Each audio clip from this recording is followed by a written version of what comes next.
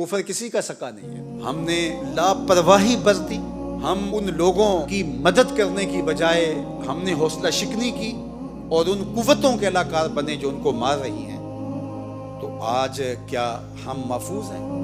आज हमारी हमसायगी के अंदर इंडिया को हमारे खिलाफ खड़ा कर दिया गया है। एक झूठा मकर फरेब पर मुश्तमिल एक ड्रामा रचाया गया है। मुआहदा सिंध तास मुअत्तल करना था और पाकिस्तान के खिलाफ खड़ा करना था। कुछ लोग कह रहे हैं जी पाकिस्तान चूँकि जाने लगा था गजा, ये भी एक फजूल बात है। कब इनके अंदर जान है कि इन्होंने ऐसा कोई फैसला किया था? ये नहीं कि हम कुछ करने लगेंगे तो वो हमें पकड़ेंगे।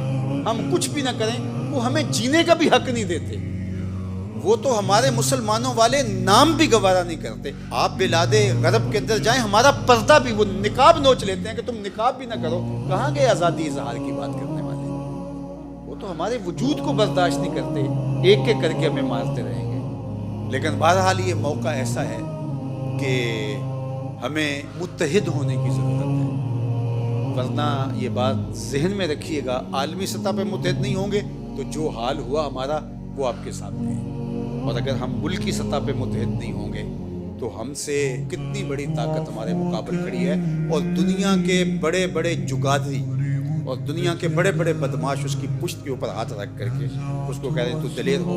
वो पाकिस्तान के वजूद को बर्दाश्त नहीं कर रहे।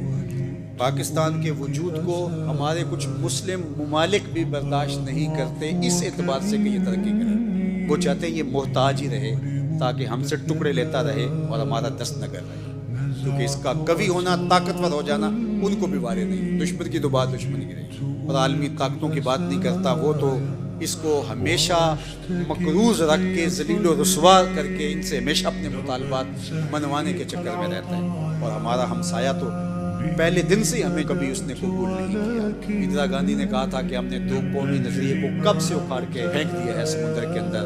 जब मशरकी पाकिस्तान अलग हुआ उसने कहा हमने जनाजा निकाल दिया इनके दो कौमी नजरिए।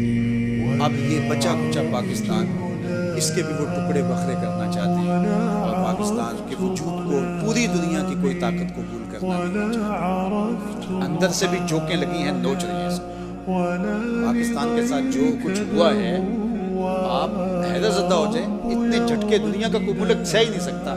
इसके बावजूद भी अपने पाँव पे खड़ा है तो ये किसी की निगाह का कमाल है। फानूस बन के जिसकी हिफाजत हवा करे, वो शम्मा क्या बुझे जिसे रोशन करे।